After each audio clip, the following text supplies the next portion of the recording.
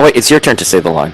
Oh shit! Well, I don't. Wait, I'll drop it in here for you. Drop it in. Jesus! Oh, Jesus fucking Christ, man! I haven't learned it. I haven't memorized it. I don't either. Welcome to Power of X-Men, the podcast where we review every single issue of the revolutionary, groundbreaking, punk epic, mutant masterpiece known as Morrison's New X-Men. I am the new Flinkman. And I'm the Uncanny Dayspring. And today we're actually not covering Morrison. Okay, but I just lied to you all. It's Morrison adjacent. It is. It is. Today we are finally going to get to POPTOPIA, which is the first arc in the, what I guess we could call Morrison-era of New X-Men. Obviously, write it, but this was sort of a relaunch alongside of New X-Men. And this was what listeners will remember, this is what when I won trivia a few weeks ago, this is what the assigned reading. This is your punishment. I hope it wasn't too much of a punishment, not like a Pixie Strikes Back situation. I could feel the tension on the back end when I started giving you like slight little like tidbits on my feels, and you were like, this cannot be a Pixie Strikes Back situation. Yeah, no, for longtime listeners will maybe remember back in the Generations of X days, we did Trivia Weekly, and I won a round of trivia, and what I the assigned reading then was the Catherine Eminem and Sarah Pichelli Pixie Strikes Back miniseries, which I think is harmless fluff, but you disagreed and almost made me cry. You were a little violent in your opinions about Pixie Strikes Back. So definitely go back and find that episode if you've never listened to it before. You can hear my voice crack. So I'm traumatized. I got a little PTSD. So my God. First of all, I am so sorry. First of all, so sorry. I'm like Chanel Overland and scream. Like, so sorry for that. Yeah, lockdown was a curious time for all of us. It was a trying time.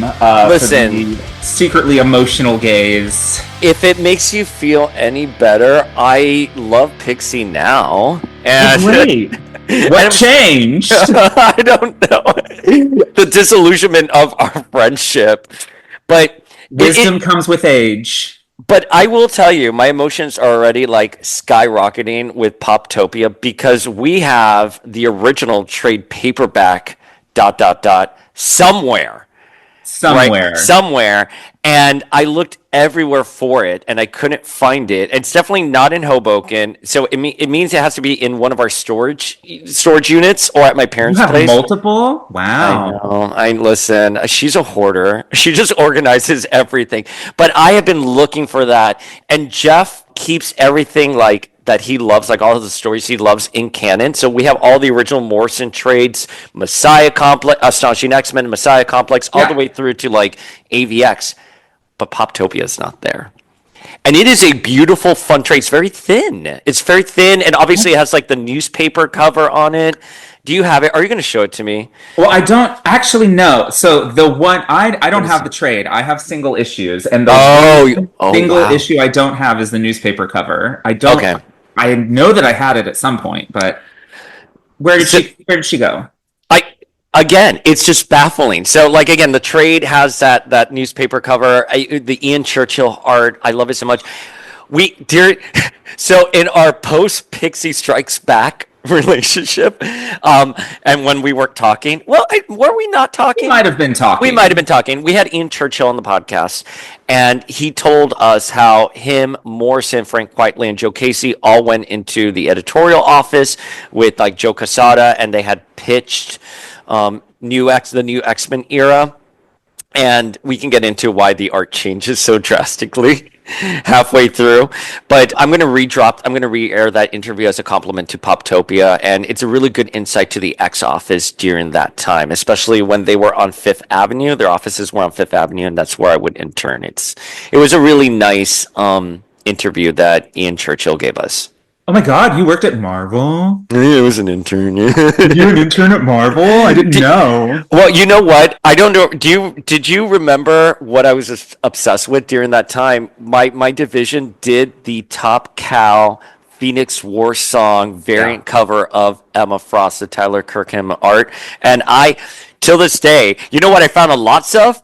That variant cover, because I must have stolen like 40 of them when the boxes came. And you haven't given one to me?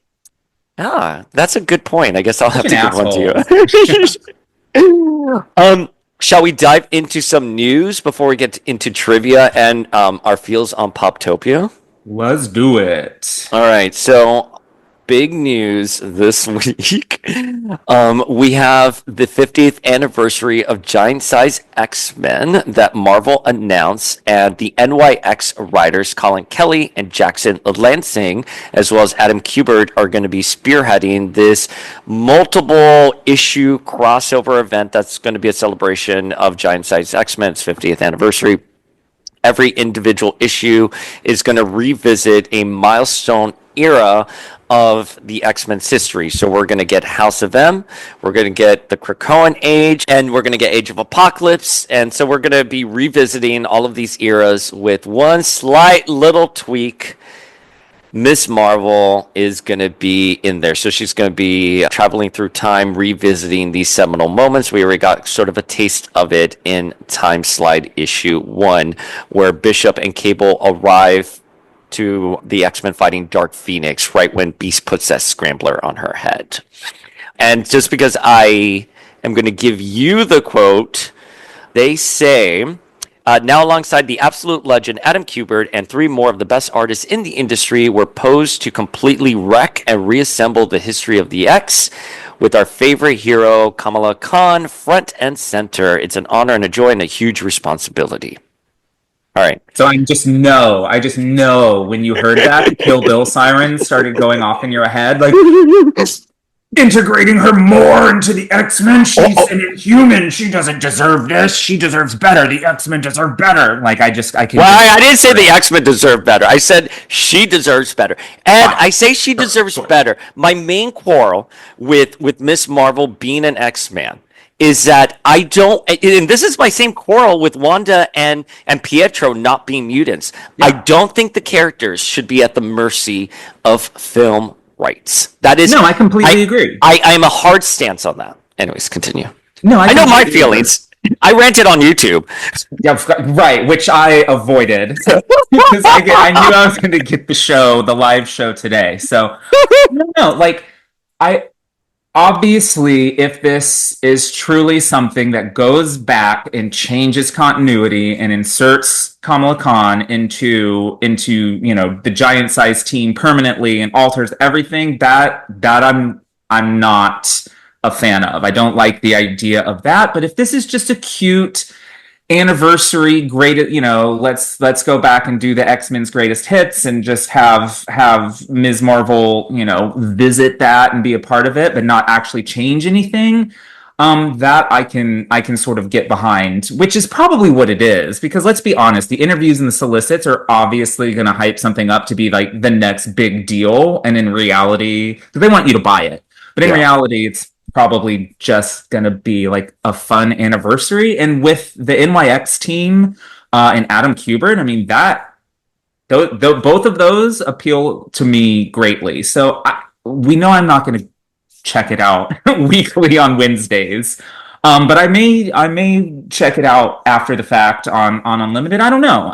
I don't think I have quite the negative reaction you do. They only, is this going to change continuity? And that only then would it really bother me.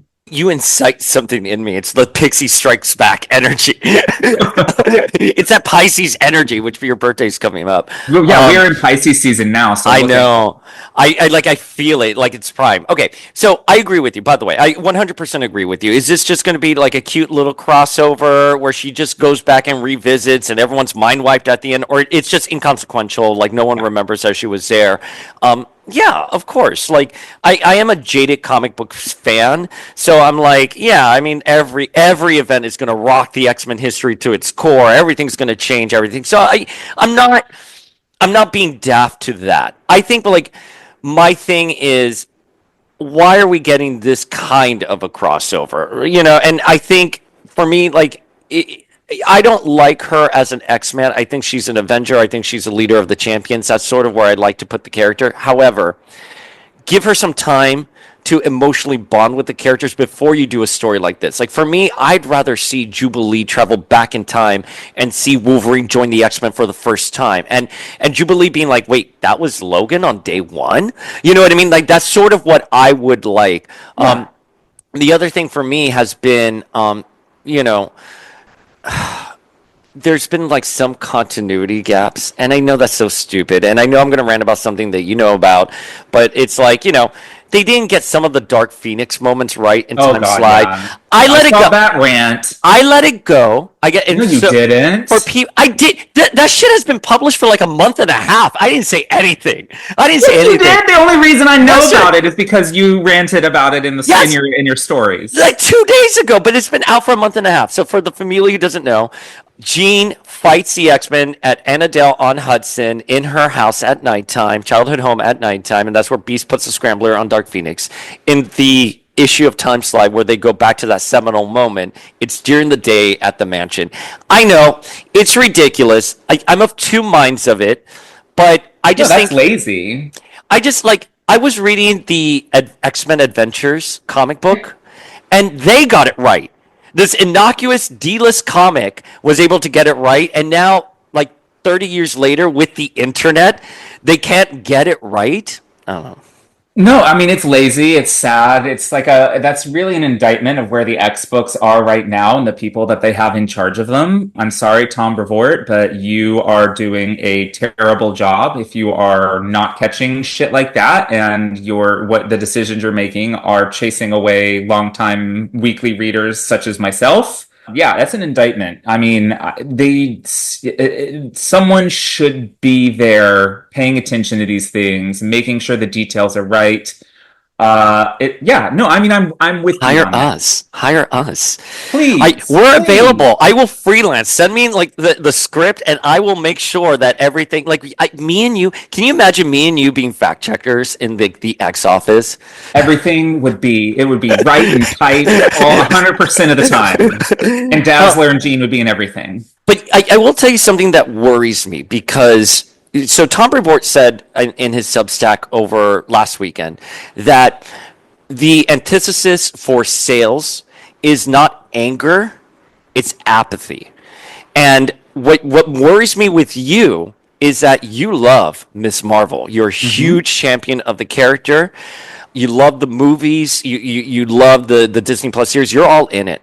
And if this doesn't get you to want to pick up the series. I do, but I mean, because I bought NYX. I have every issue of NYX. Like I bought those. Yeah, and it's good.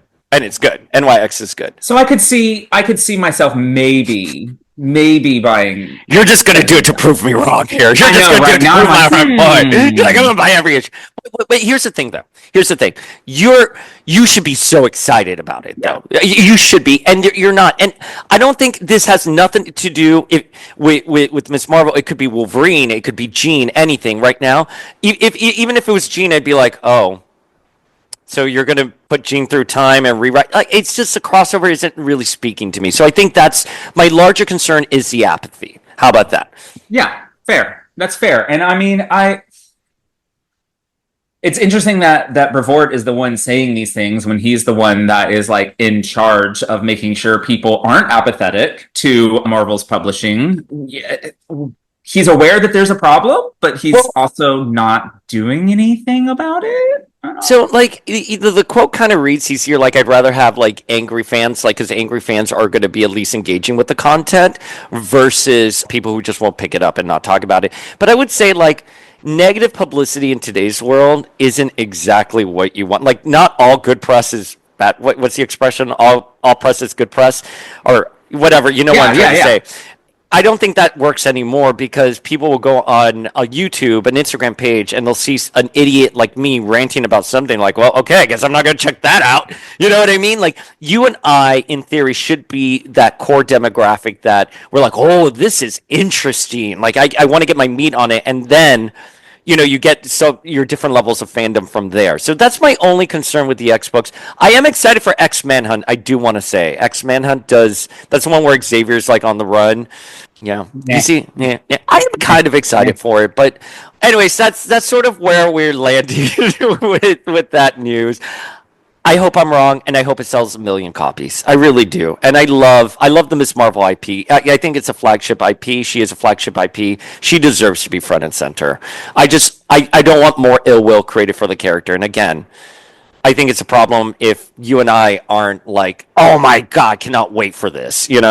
Well, I will say I don't think I knew that the NYX writers were going to be handling this, so that actually increased my interest in it. Again, I'm not just going to read it to prove you wrong. But it does, like, I am actually a little bit more interested in it now, knowing that information, because I don't even, speaking of apathy, like, I see the headlines, but I don't even bother to dig into them anymore because I'm that apathetic towards the current publishing line. So that information makes it far more attractive to me. Whether or not I'm pick it up, pay for single issues, probably not, but it might motivate me more to read it quicker on Unlimited once it's finally available. Whereas, the From the Ashes stuff that's on Unlimited, I've read maybe 1 or 2 issues of everything, and I'm not circling back.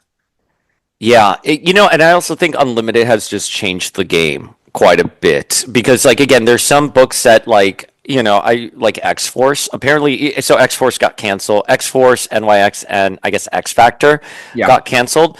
And instead of buying them in real time, I'm doing the Flink approach, which is, okay, when they come out, then I'll just binge read everything. So it's different. Like, I wonder how sales can be measured in today's world, how engagement is measured. It's just a whole different landscape. And I think we need people front and center who really want, like Morrison, who look at the industry, and Hickman, Scott Lobdell, look at the comic book industry and they think to themselves, okay, how do I tell a compelling story while also, doing a really good marketing and sales boost. I'm not envious. It is a different landscape that I myself don't even have an answer for.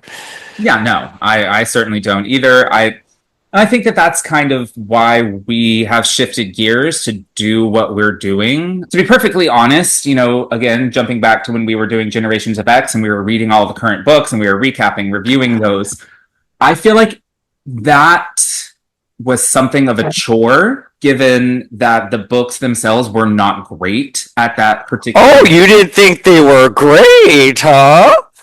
Which one? Yeah, no, you know this. This isn't news. I always thought... I haven't re-listened to some of those episodes. I know we disagreed about X Factor, obviously. I don't remember how you felt about Sword. I did like Sword. I think we talked about, like, the first issue of Sword before we tried to kill each other, so... You know what? Excalibur. We definitely didn't like Excalibur. No, we definitely didn't like Excalibur. Sorry, Teeny Howard. My overall point is I think a lot of fans who have been doing this for a while, I think our priority has shifted from sort of the gotta read them all, gotta know what's happening, gotta get my next fix of, my X fix, to more, I'm a huge fan. I love the franchise. I love the characters, but I'm going to focus on the stuff that I already know that I love. And I don't know what the solution, how Marvel can sort of fix that problem with longtime readers, because it's my assumption that they are, if I'm doing it, everybody's got to be, no. It's just my assumption that they are, like, losing... they're bleeding readers, I think, at this point. Yeah. Let's see where it goes. Again, like, I want the IP to survive. Yes. I want X-Men books to continue and thrive, but it's definitely a curious time. We will talk about the first issue at least. Yeah, no, I think we should maybe cover this. Yeah, I think it'll be fun. I mean, it should be only like 5 or 6 issues. I think we can invest it. But in other news, though, Hasbro did a live stream. And we got 2 new Marvel Legends from the Yost era of X-Force, Warpath, and X-23. Now, I'm curious for your feelings on those. So I'm excited for them. They both look great, especially Laura. She looks lovely.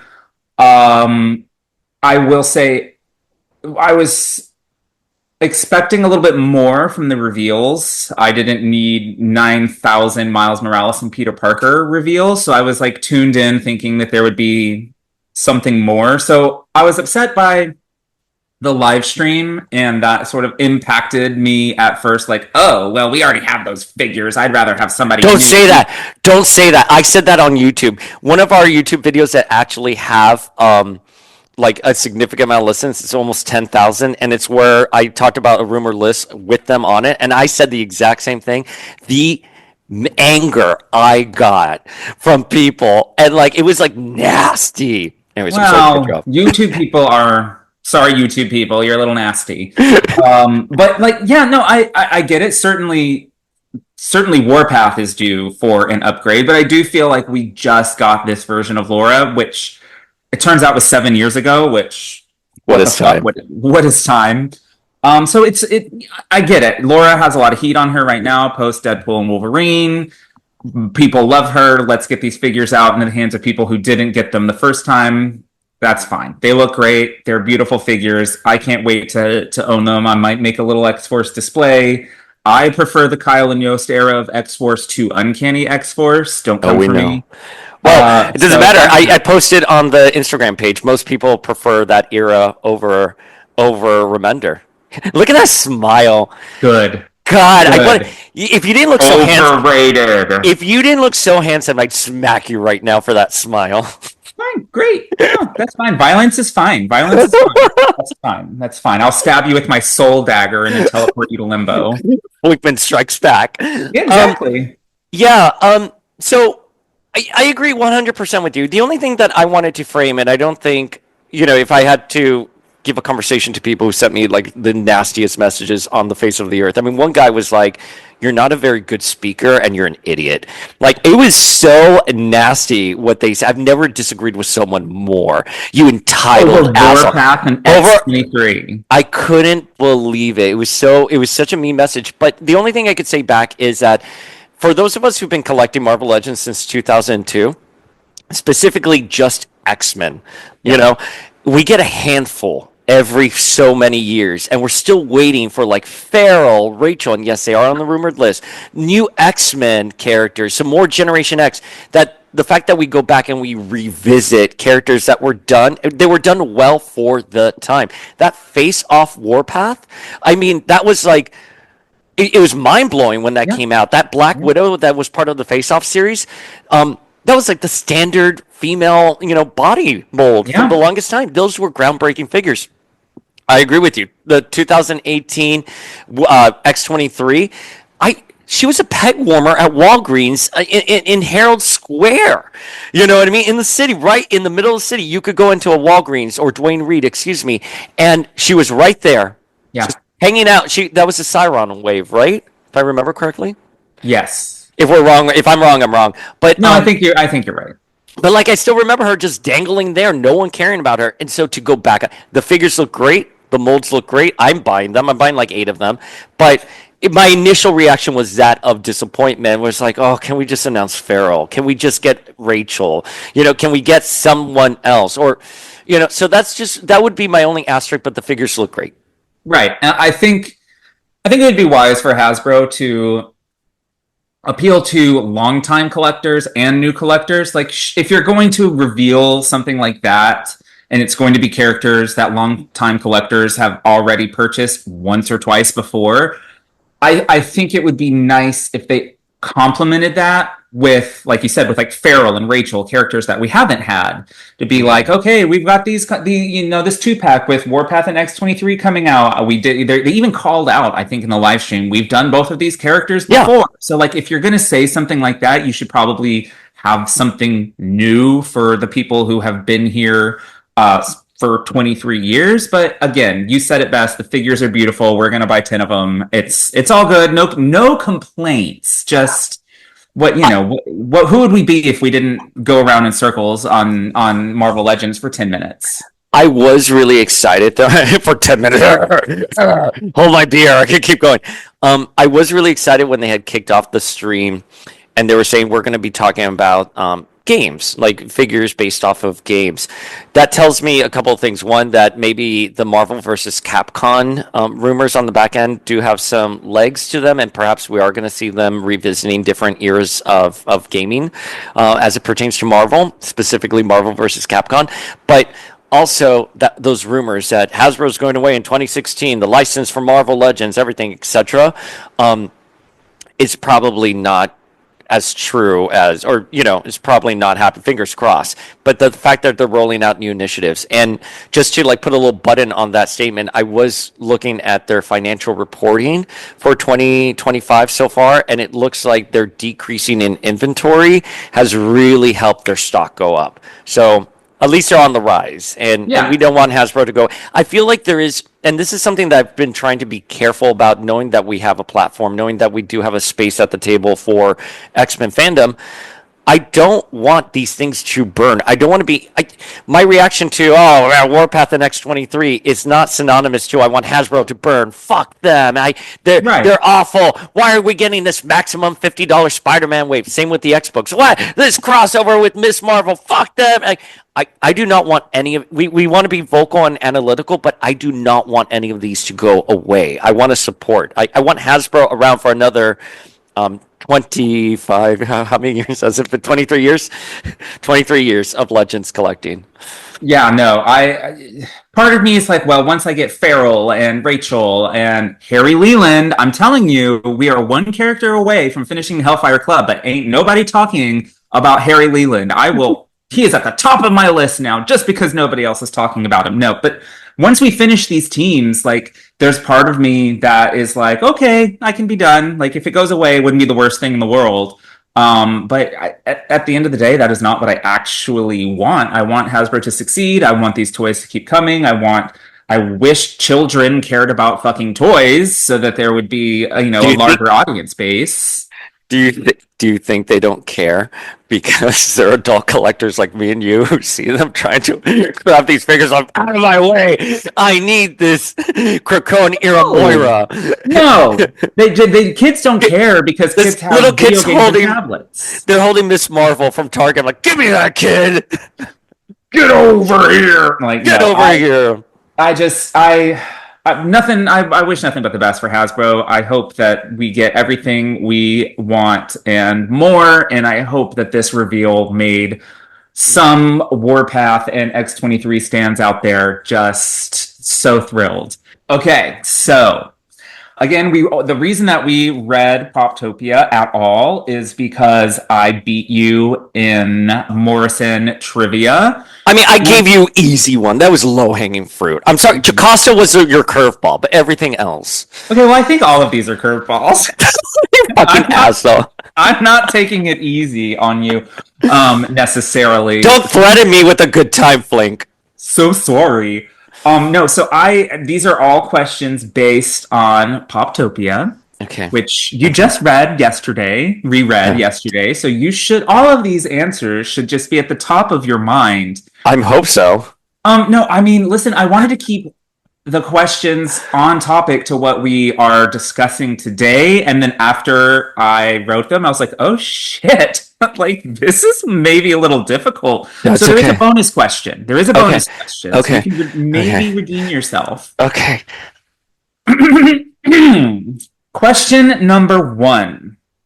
What is the name of the song Sugar Kane is filming a music video for at the beginning of issue 396? I knew you were going to ask that question. And you didn't study? And I didn't, and I did not Google it. No, because I was like, I'm not going to cheat. I want to see if I remember. I don't know. What is the name? Secret Affection. I never would have guessed that. I would literally, it takes me back to Generation when we did that to each other. Wrong. Can I tell you, I thought I liked Sugar Kane quite a bit for half of the series, and then the other half. Yeah, we'll get into it. But I'm like, where has she been? Where's she gone? Like, Sugar Kane needs to come back to the X-Books. I think she came into like one thing, based off of her Wikipedia, but I don't remember. Oh shit! Like, well, then you're fucked. Okay. You're fucked. You're not the bonus. You're not. That ain't gonna help you much. It was like with Phantom X, right? It was like she was like dancing. No, she was dancing with Stacy X. Sorry. We'll get to that. Okay. You're jumping ahead on the trivia. Okay. So this is like a multiple choice question because this is hard. I wouldn't have necessarily gotten this either. If you read the wiki, then maybe you will know this. But okay, I didn't read the wiki of Sugar Kane. No. Oh, okay. No. Of POPTOPIA. Oh, okay. So, which of these names is not a member of the London Tunnel Mutants? All right, let's see if I can get it. We have Bristle, Double Helix, and Burning Puddle. It's Bustle, the first one. Yay! Yeah, because Helix is the two-head one. He has the two heads, and I noted that I was like, oh, that's kind of clever that they called him Helix. And then the Burning Puddle is because he sweats acid and he couldn't hold the baby. So I was trying to I wanted to put the two most obvious ones in there so that I was trying to be a little nice. I'm not just like a total asshole. Okay, but it doesn't matter because I'm 50-50 right now. You're 50-50 in this one. I don't think. Now I'm so competitive. Now I'm like, come on. Okay. Do it. So, what does The Planet, which is the stand-in for the UK tabloid The Sun, refer to Chamber as in their headline? Oh God. And it's a cover we were talking about, right? Is it the cover we were talking about? I don't think it's the cover. It's not the cover? Actually in the issue. Is it like the Mutant Baby Daddy? That might be later. That might be Mutant Baby Daddy. Oh God. It's something like he was like it's like they don't call him a mutant. It's like, oh, he has like no, but that's a publicist that says that he's not a mutant. He just has like a birth defect. And he's walking into like the backstage. Is that the scene? What's the scene? Can I ask a lifeline? What is the scene? Just give me the scene where that appears. Show it to me really quickly where I don't read the headline. I don't know. I'm trying to find it. Bitch, careful with how you flip those pages. You're holding X-Men history in the palm of your hand. You have like the original. Hold it at work. You don't have to tell me how to hold. I know you're just flipping through it really fast and it's making me nervous. I don't know where it is. I don't know where it is. I'm sorry. Okay. Well, I don't know, so why don't you tell me? Mr. No Face. Mr. No Face. Okay, but that kind of like I knew it had to do with his like psionic energy. Wow. I mean, listen, I didn't get it. How would you ever figured that out? I didn't know. I really didn't get it. But like, I'm just saying you're being unusually cruel. You're gonna make my voice now is cracking. Poor baby. I'm so sorry. The Flink and Dayspring of like 2021 are just looking at us right now, shaking their heads. I know. By this point, you would have ended the Zoom. Because you don't like to be wrong. I don't. Okay. So right now, currently, you have lost. But that's okay. That's okay. I'm a nice person, so we have a bonus. Okay. You read the wiki, so you should maybe. No, I didn't read the wiki. You read the Sugar Kane wiki. The Sugar Kane wiki, yes. Well, this is from that. You should know this. Okay. Bonus question: Sugar Kane has only made one more appearance in Vengeance #1, which was also written by Joe Casey. Oh, I didn't know that. Oh shit! Well, then maybe you're fucked. Which major character, who I think we both really like, and who has gone on to appear in the MCU, made their first appearance in that issue? Bitch, I don't know. Oh, I went on in like Vengeance #1, created by Joe Casey, a character we both like, who has been in the MCU. Is it the Robbie Ghost Rider? No, girl. Try. I'll give you. You get 3 chances. Try again. That's okay. one. Can you give me multiple choice? No. But I'm not gonna get it, so you might as well just give me multiple choice here. Oh my God. Okay. I will forfeit if I guess it right. I will forfeit my point, but I want multiple choice. No. We don't have to do that. I didn't come prepared. I did not come prepared for this. I did not come prepared for a multiple choice. But okay, Wiccan. Definitely not Wiccan. Not Wiccan. Kid Loki. Not Kid Loki. Or Miss America Chavez. Oh, is it Miss America?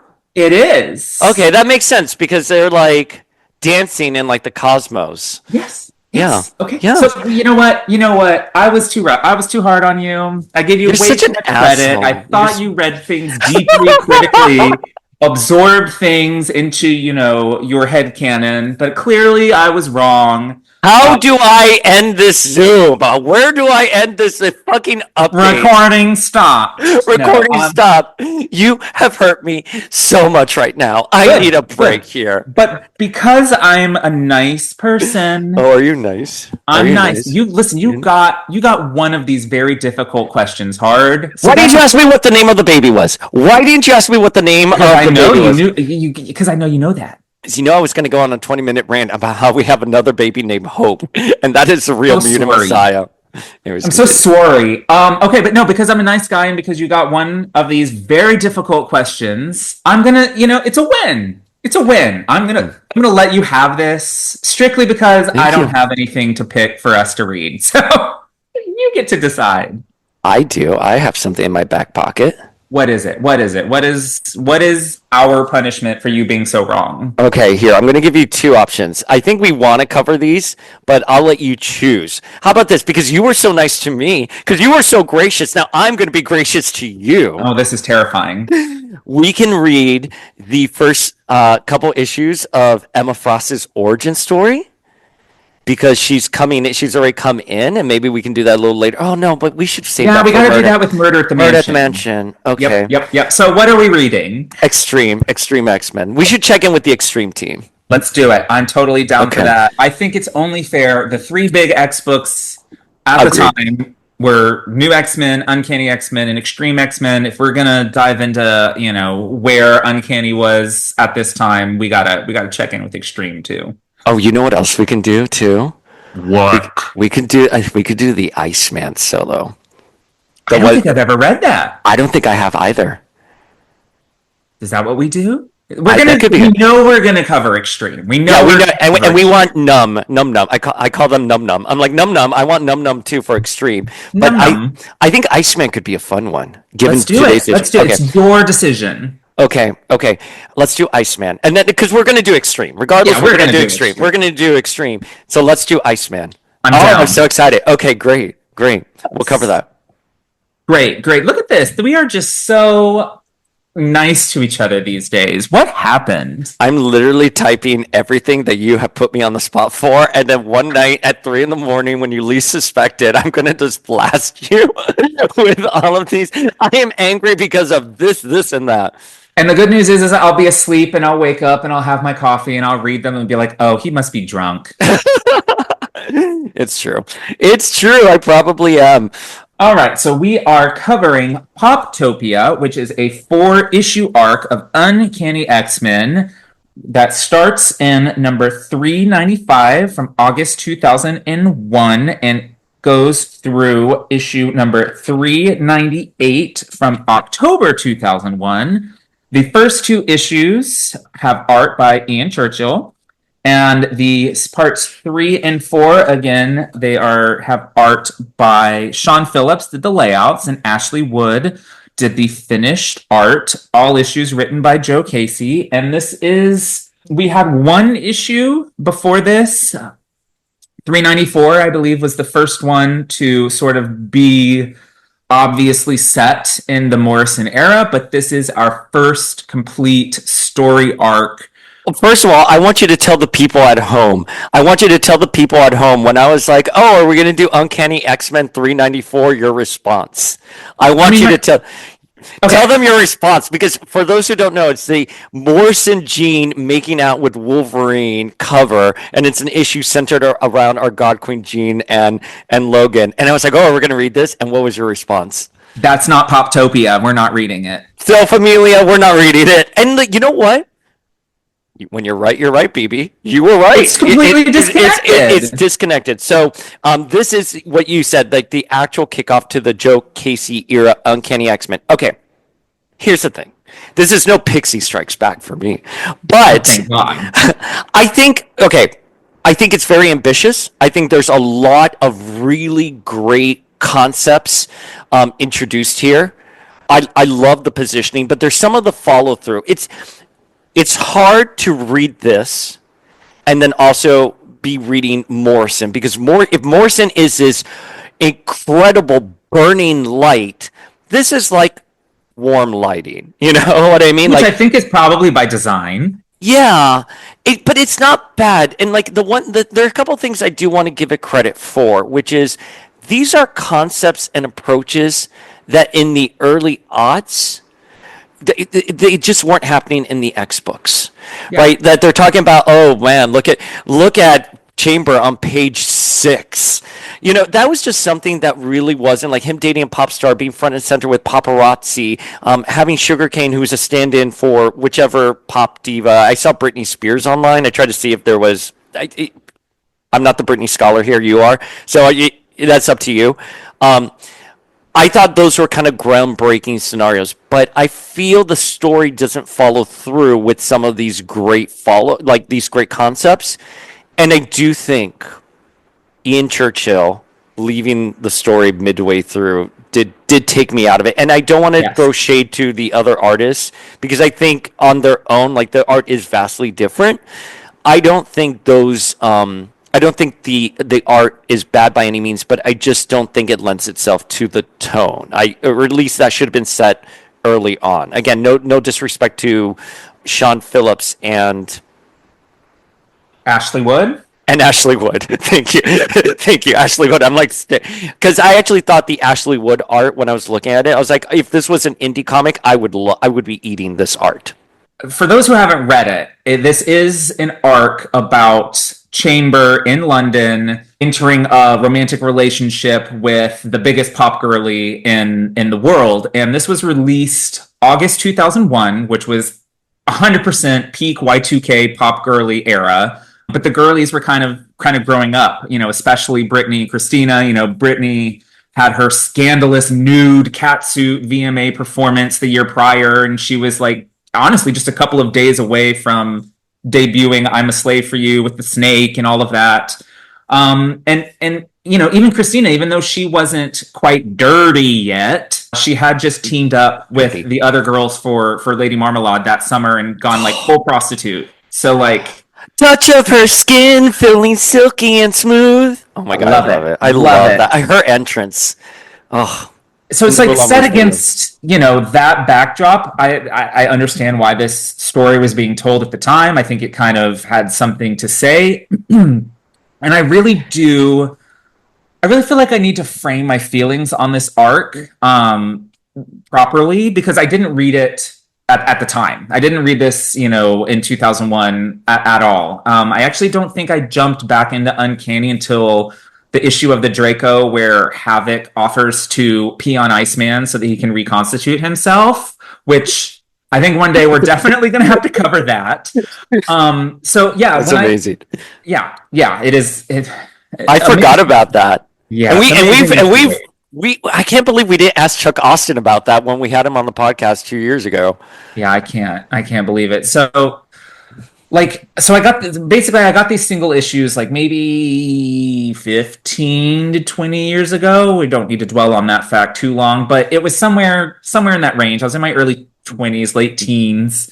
It was when I was first starting to go to comic book conventions. I would dig through the long boxes, and it would be like fill a short box for $50. And so I would just get like a bunch of issues, you know, I was missing. So the first time I read this, it was probably, I'd only read it once. It was probably in a big chunk alongside 20 other comics that were also new to me. And I just have to say, at the time, it didn't really stand out to me like at all.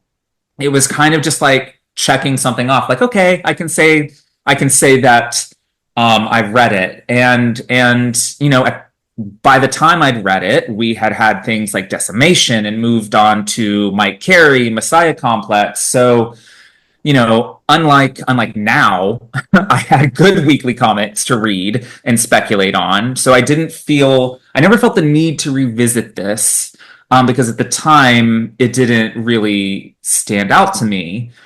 But now, like I mentioned earlier, I've lost one of my single issues, so I did have to scroll through the Marvel Unlimited app. When you get to a title that has hundreds of issues and you have to just scroll to find it, I was kind of looking at the covers that I was scrolling past and sort of like everything. So this started with 395, and I would say the last memorable cover from the Uncanny prior to this was like 341, I think. Whichever cover was the Cannonball, the Joe Mad Cannonball versus Gladiator. That was like the last memorable cover of Uncanny until this. So that's like 50 issues. I couldn't call out those story titles. I couldn't tell you what happens in the issue by the cover image, which is something I have always been able to do for POPTOPIA. So at least, my feelings on it in hindsight are, well, at least it was more memorable than what came before it and a lot of what came after it. That makes sense. It's kind of memorable in its own way, even if I couldn't have told you prior to this reread what actually happened in it.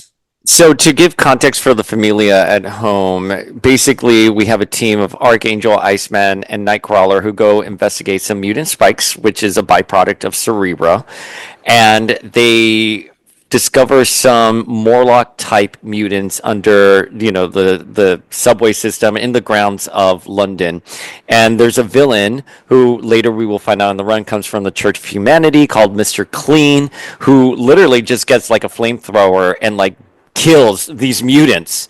Yeah. While simultaneously we have Chamber, who is dating Sugar Kane, who is this pop star, and the media is covering their relationship with like great like interest. And it's there's a false headline that goes out that she is pregnant with a mutant baby, and it's an uproar, and it's this conversation about, well, the media will love to see a diverse couple front and center, but until it becomes too real, until baby comes into it, then it becomes an issue. And then sort of the story, like the tension with the story peaks when Wolverine lands in London and he goes and he kills Mr. Clean, and then Chamber comes and joins the team and they go back to Westchester. I liked it a lot when I first read it. I read it I don't want to say as it was publishing because that's not correct, but I read it certainly towards like maybe when Here Comes Tomorrow was being published, and I was going back and just with great interest trying to get as many of the back issues with Morrison and Uncanny. I liked it. I think so. My problem is, I think one of them is Sugar Kane herself. I thought Sugar Kane, like, she's kind of introduced as this like, what how do I want to describe this? This like pop star who knows she's a byproduct of a system, and she's so smart about it. You're like, just enjoy the ride. You're a celebrity. You're untouchable. And Blake Lively right now is like, really? Really? Are you sure? Are you sure? It's a different era. This is pre-social media, anything. This is when all you have with celebrities is that People magazine cover. I thought those first two issues with Sugar Kane, I was like, okay, I'm buying this. I really do like it. But then all of a sudden, the big twist with Sugar Kane is that this was all a plot, to get her front and center, to create a scandal, because you need scandals for paper, and she just used Chamber. And I was like, but she seems so authentic in that moment when they were driving. She's like, let free, you know what I mean? So again, I like what it was saying. I don't like the delivery of that. Does that make sense? No, that makes perfect sense. Like I think that the bait and switch of Sugar King being super into it and then all of a sudden, oh no, this was just a ploy. That was kind of jarring given her behavior in the first couple of issues. That was the only thing that threw me off. And the other thing that I'm now be irrational. So one of us has to be a Dazzler stand here. I was like, this was something, not necessarily the twist and like the negativity of the story, but this is something I wish we would have seen Dazzler go through. Like, Yeah, yeah. Look, there. He's wagging his finger. He's wagging his finger. I don't know if he's agreeing or not, but he has a smile. He has this cute smile on. So, Flink, you say it. Yeah, I mean, I think a slightly retooled version of this would have made a really great Dazzler guest feature, kind of in the middle of a bit of a Dazzler drought where she only pops up as a babysitter or crying over dead babies. And like in the benefit of hindsight, thinking of where Dazzler wound up in just a few years, she could have, this could have been a setup for her going to the UK, cutting her hair, dyeing it pink, starting over, which would have left her in the perfect spot for new Excalibur just a couple of years later. But I do think, honestly, this story with her and Chamber could have been a lot of fun. I think they would have worked together, and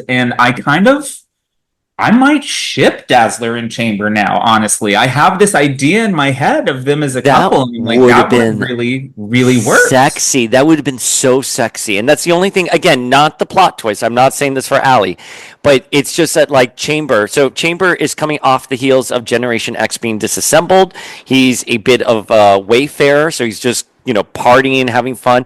Hook up with the mutant diva. Yeah. She certainly knows who he is. Like, so it's not just some random groupie. And he obviously sees her front and center. Like, it makes sense that they would just have this little fling. I loved it so much. I did get really annoyed when the X-Men were like, "Oh, we need to check up on you, Chamber. You're out of control." I'm like, he's 18, 19, however old he is, partying in London with a pop star. Like, back off from him. Mind your business. Jesus, why are you babysitting this man? Yeah, I just thought it was they were unnecessarily policing him. And maybe if they framed it a little bit more, oh man, your headmistress, you just saw her shoot her own sister. You must be really fucked up right now. He seemed pretty well adjusted on everything. And I just think, let the boy party. He's back in his hometown. He's going to have a good time. He's hooking up with the world's best, diva, or pop diva. Let him have fun. So why do they feel the need? I felt that it made the X-Men look a little and especially Bobby. Bobby is in no position here to be lecturing Chamber on what to do. I don't know. When Bobby was 18, 19, 20, he became a fucking accountant. So he's going to be sitting there judging. Okay. He's judging Chamber for living the gay party lifestyle in the UK. That's true. He wishes that he had. Do you think that Casey was writing Bobby with some gay undertone? So this is so the Familia knows this is before Iceman was confirmed to be gay. Years before, but the innuendos had sort of always been there. We know Chuck Austin wrote him with the intent of being in the closet. I'm curious here because we do open up with him being straddled by, I think he calls it one of the locals, who is clearly a woman. And I just thought, is he being performative in it? There was something about Bobby, and this is my lack of reading every issue recently of Casey's run. He wrote Bobby with something a little sad undertone, in my opinion. I don't know if that was just me picking up on something or overreading. I don't think there's enough evidence in these 3-4 issues to suggest something, but just initial knee-jerk reaction with Bobby. Yeah, I think that, I don't think that there's anything overt here, but I do think that, he talks, when we first see him, he is flirting with the waitress. Obviously checking her out. He mentions a few pages later, one of the hot waitresses that I was flirting with, blah, blah, blah, blah. As they're springing into action, he's annoyed that he was pulled away from his flirting with this waitress. I'm I think in hindsight, we can kind of view that a little bit as overcompensating. Mm-hmm. I mean, he's on this mission with, the handsome playboy ladies man, Archangel, and the priest Nightcrawler, and eventually tough guy Logan. So I don't think it's a stretch for us now. I don't think it was intentional then, but I don't think it's a stretch for us now to be okay, he's with this kind of macho / judgmental crew. He's overcompensating by talking about hot women all the time. I don't think it's overt, but we can certainly apply a sort of overcompensating story to this after the fact. Agreed. I think it's whatever Casey's intent was, it has fit nicely in Bobby being Yeah. performative Yes. of liking women. So yeah, I'm trying to think. The Mutant Underground Society, Morlocks, the London Morlocks. I I felt they had a character named Cyclops. They have a character. I'm forgetting what the mom's name was, but she gives birth to a baby who we. Oh, you don't know. Oh, look out! Let me pull out my single issue here. Okay, someone should have asked the trivia then. But Does she even get a name? Harmony. Harmony. Harmony, Her name is Harmony, Harmony. Harmony, Hope and Harmony. Harmony. Hope and I like that. I so did like positive. them. So there's a mutant underground. They're the Morlocks, but of London. The X-Men come to sort of offer them. I don't want to say amnesty, but they want to offer them help, and then they're attacked by Mr. Clean, and Mr. Clean like defeats the X-Men and kills a whole bunch of them. Yeah. Essentially, that's the gist of it. Or I'm sorry, the X-Men come try to help them. They leave. Mr. Clean comes, kills them all, and Yep. then the X-Men come to try to save them, and then Mr. Clean is able to take them all down. I thought that was really sad. I thought, like, in these scenes, though, when they initially make contact with this underground society, I thought Kurt was kind of, I'm like, you're a priest? Like, he was kind of mean to them, in my opinion. That is like the only most of this is fluffy fun, you Yeah. know. The one criticism of it I have is actually that scene. Yeah. Because why the fuck didn't they identify themselves as X-Men when they entered the tunnels? Because later in the arc, the underground mutants are happy to have the X-Men help them. Yeah. But when mutants in black leather with X's all over them first arrived, they didn't clock them or think to ask, and the X-Men didn't be like, "We're the X-Men. We're here to help you." They got into the stereotypical fight over the misunderstanding, and then a bunch of these characters died because the X-Men didn't identify themselves when they entered the tunnels. I just think that's a little. Yeah, it was kind of weird that they wouldn't kick off like that because I think Jean in New X-Men later on in the series says we're the X-Men. Everyone calm down, we're the X-Men, have like cool thoughts, whatever her line is. It's just weird that they wouldn't, especially since they have costumes with X's on them, Right. that they wouldn't just say that. But again, I that took me out for like a split second because I was like, well, they're like, oh, we had heard rumors of these X people and stuff like that. This is the early aughts. This is before everyone has news at their fingertips. So Yeah. maybe these people just weren't aware of a lot of these things. So yeah, I thought like Kurt's making like contact with the Morlocks of London felt a little he seemed a little insensitive, right? Like the conversation of their appearance was just like really driven home to me. Yeah. And I was like, I don't know. I don't. And also like Kurt like trauma dumping on Chamber, being like, I was chased with pitchforks and everything. I'm like, again, Chamber is just having his best life here. He is Right. he's coming off of the drama that was Generation X. Let the boy do drugs and party with this diva. It just doesn't. I was definitely Team Chamber in all of this. Chamber Oh, for me 100%. I thought he was kind of so Kurt was my least favorite of it. And that's sort of where I end my feelings on Kurt. Although I think one of the best scenes that Ian Churchill should get an award for was Kurt doing yoga. What? Yes, right there. Doing I'm like literally before all you had to say was Yeah.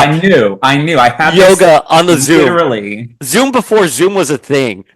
He's zooming with Logan before Zoom was a thing, and he's doing yoga poses. His ass is literally like on his head, and his abs and dick are like right here, full display in the middle of this panel. Sorry, Kurt, I didn't mean to objectify you. I think that is the best panel in it so far that we have seen. And listen, I love our girl Emma, everything, but just like this shot of Kurt like that, like it's like holy shit. Anyways, No, I agree. I agree. I think most of the artistic moments that I like the most come in part one.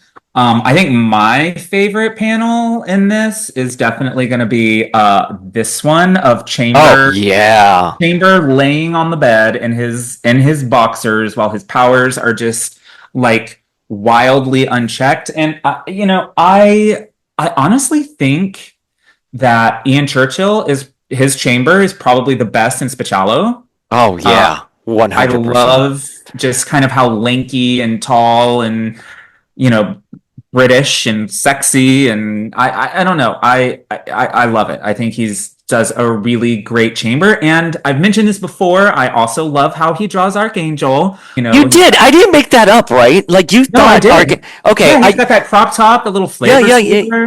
Like Okay, he's like because I knew 2001 sexy. because when I said like when we were talking about feels, I'm like I know you found Archangel sexy in this. Like we talked about this like in 2013 or something like Yeah, that. I don't yeah. remember. So good. I'm glad I didn't gauge your reaction. Obviously with DMs it's hard to like gauge reactions from people. So I didn't know if you confirmed or denied it. No, he is. I think that this, especially the cover. I think it's for 3.99. I think it's the first issue after this arc where the cover is a close up of his face Oh and yeah. Stacy X like biting his ear. Like he Yeah. is giving early 2000s bad boy in the boy band like realness. So I responded to that quite well. I do also want to say we have been calling out all of the title pages for Morrison for New X-Men, Frank Quietly. The title page in this issue is Oh. also really lovely, especially Logan lighting a cigar off of Oh. Chamber. Like that I is just amazing. I miss Logan smoking cigars. Obviously, I understand why it's not front and center, Okay, but but like, DC characters still smoke. oh, well, so in our neighborhood in Miami, there's a cigar bar, like literally across the street from us, and there are people out there all the time smoking cigars. I I can't. think Logan should be allowed to smoke. I'm sorry. I'm with you on that. I remember when that conversation changed. It was in Here Comes Tomorrow. There was a panel of him initially smoking a cigar, and they removed it. And we'll get to that panel once we get to that end of the Damn run. you, Casada! But one of the things. Okay, so like Archangel sort of like epitomizes my feels for the false promise of this tension of the story. Again, I think the themes and like what it's trying to say is really good. But I think when I saw Archangel try to take on Mr. Clean and Mr. Clean just like stabs him and is so easily able to take him down that you're led to believe like, man, this character, he's badass. Like this Mr. Clean, and he was terrifying, by the way. I Yeah. can't think of anything more terrifying than being in a tunnel with someone with a flamethrower trying to murder you. That is horror movie level. I felt it in my bones. But then like Wolverine shows up, and I get it. Wolverine is like your big gun, but Wolverine's able to just light him on fire, and Yeah.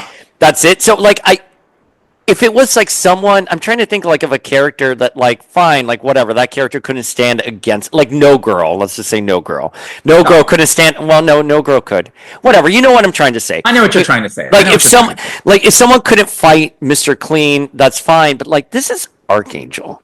Right. This is Archangel. I'm like, Right. he could So have taken something him down.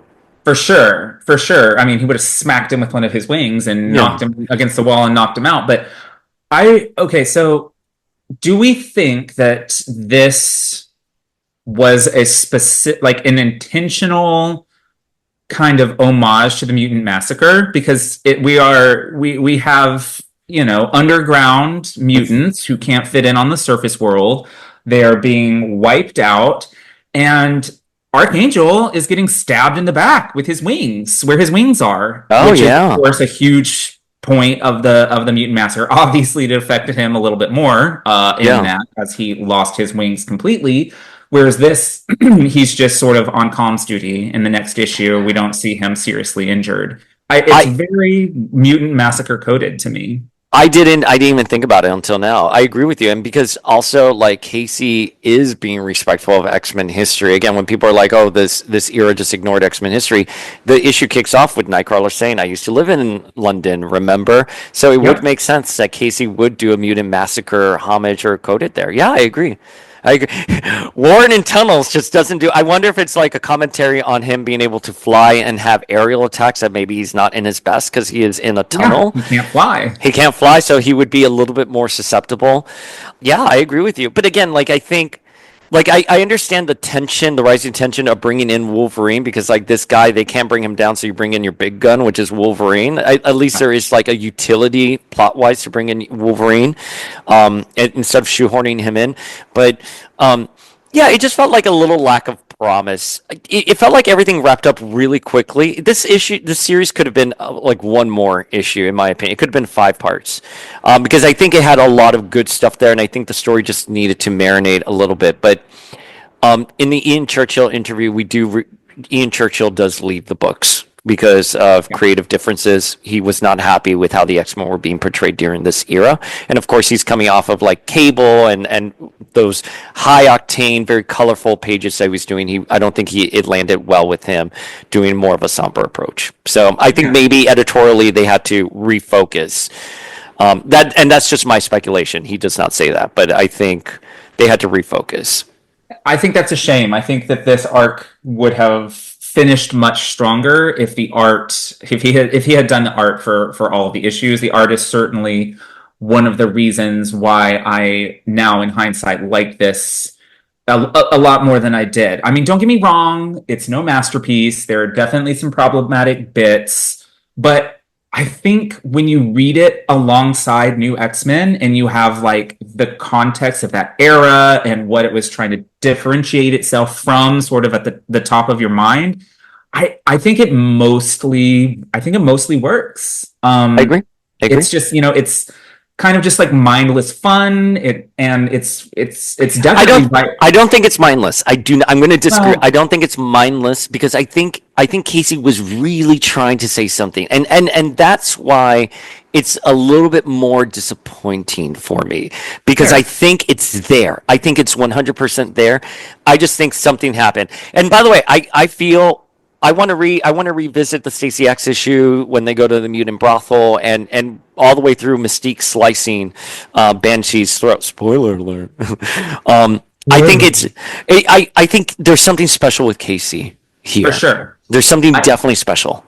I think what's crazy is I think Uncanny of the 3 big X books at the time, New, Extreme, and Uncanny. I think Uncanny has the worst reputation. I think people give it a lot of shit, but again, I think you go back, you reread it, you have the context of what Morrison was doing with New X-Men, you have the context of what Claremont was doing with Extreme, and you see why this is telling the kind of stories that it's telling. It makes a lot more sense.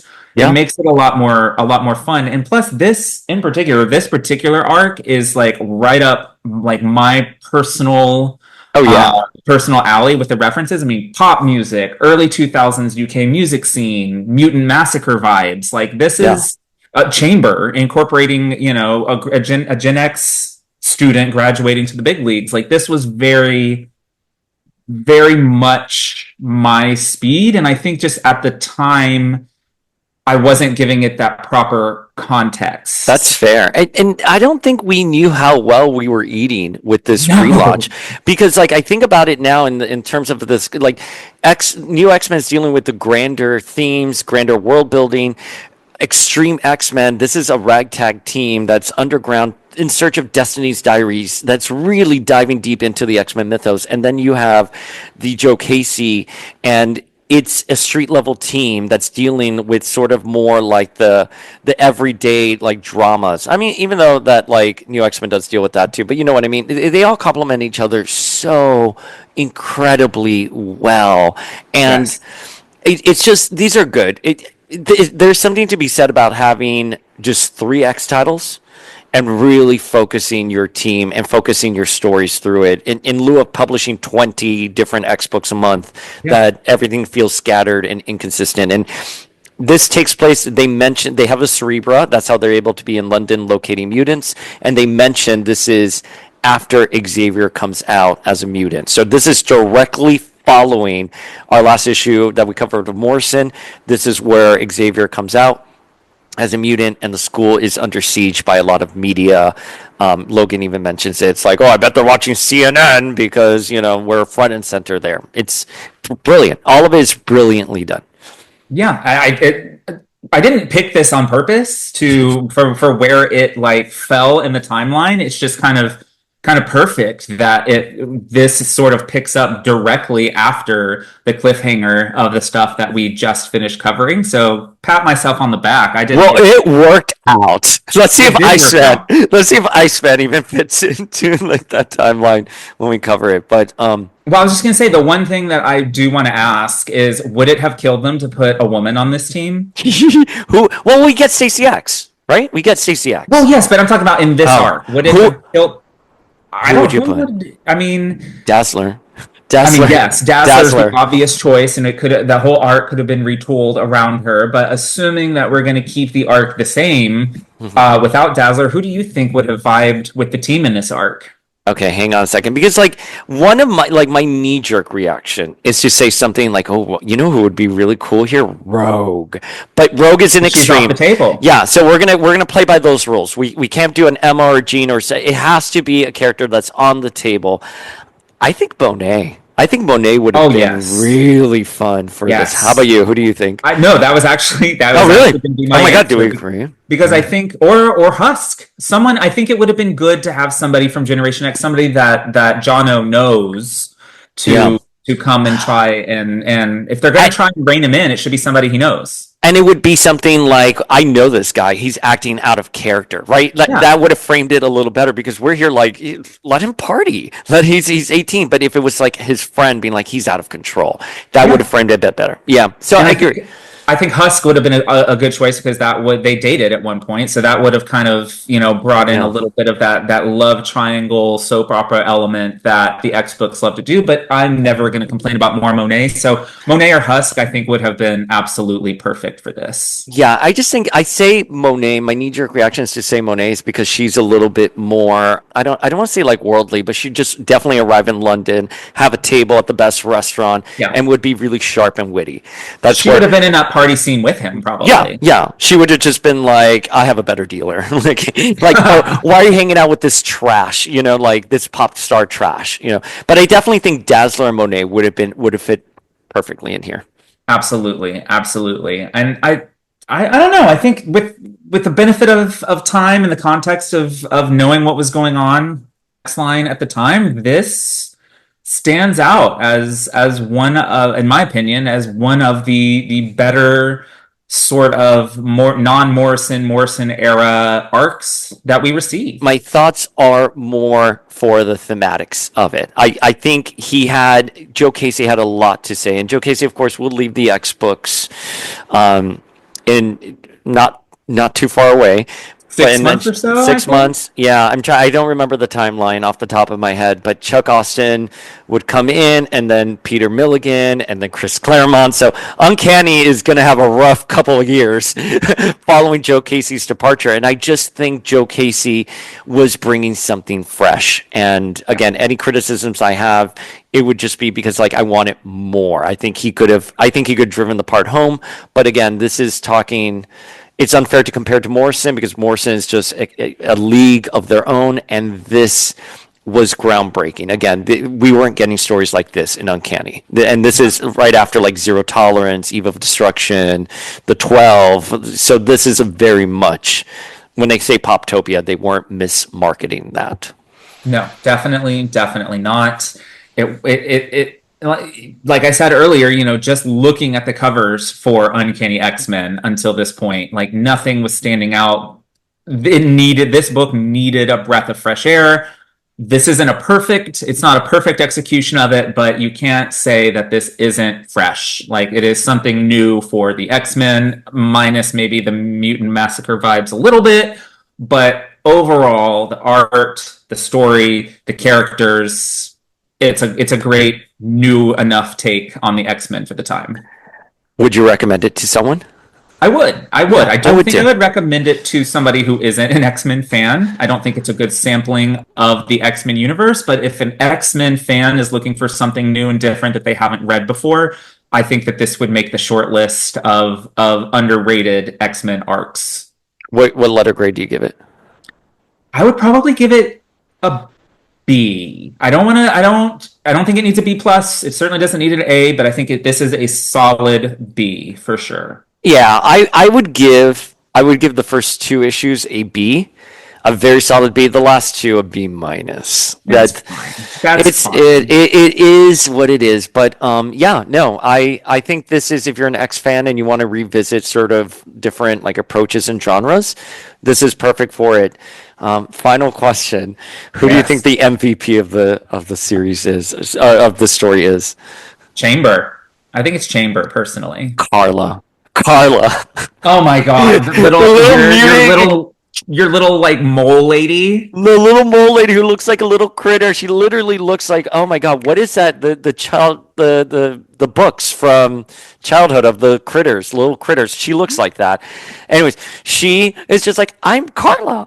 I'm so happy. I'm going to go off. And by the way, at the end, that group of mutants from the London Underground survive, and they go off to establish hope and want a better tomorrow. So I was kind of happy with those. But no, I mean, for sure, all kidding aside, definitely Chamber is the MVP. Oh yeah, I mean, just that, like I said, just that one panel of him and his boxers laying on the bed, like how could it not be Chamber? God, we're so thirsty. We're so thirsty on this podcast. When did this happen to us? Oh God. So my one final thought / question for this: is it too late for us to petition Jason Lau to include Sugar Kane in Consort of Champions? I think we should slide into his DMs again and let him know, like, you have to have Sugar Kane there. She has to be there. She has to. I know she's not a mutant, but like, where do you put her in there? Have Chamber with her. Let's do this. Where do you think she would be right now? Would she be more Brittany? Would she be more Christina? Who would she be? Jessica Simpson?